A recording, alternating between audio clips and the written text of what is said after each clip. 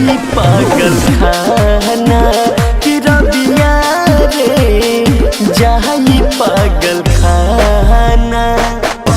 कुछ नाही कहलू लिखनी कोई खत पाना, कुछ नाही कहलू लिखनी कोई खत पाना कि रबिया जाई पागल खाना कि रबिया रे जाई पागल खाना।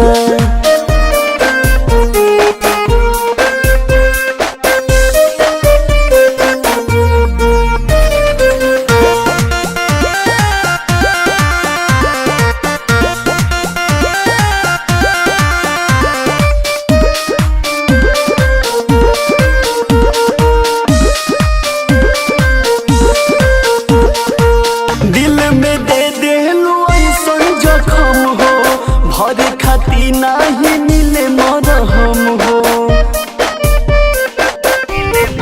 ए हो दिल में दे देलू ऐसन जखम हो, भरे खाती नाही मिले मरहम हो। ऐसन हालात कइलू हंसता जमाना, ऐसन हालात कइलू हंसता जमाना कि रबिया जाई पागल खाना कि रबिया रे जाई पागल खाना।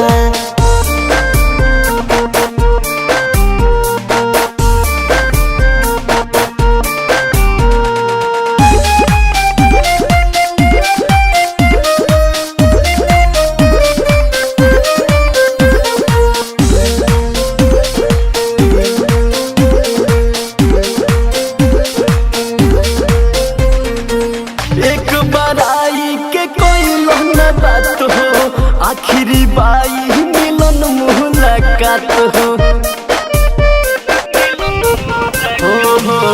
एक बड़ाई के कोई लहना बात हो, आखिरी बाटे मिलन मुलाकात हो। मरता रे ताना ललमन पप्पू दीवाना, मारता रे ताना नवजीत पप्पू दीवाना कि रबिया जाई पागल खाना कि रबिया रे जाई पागल खाना।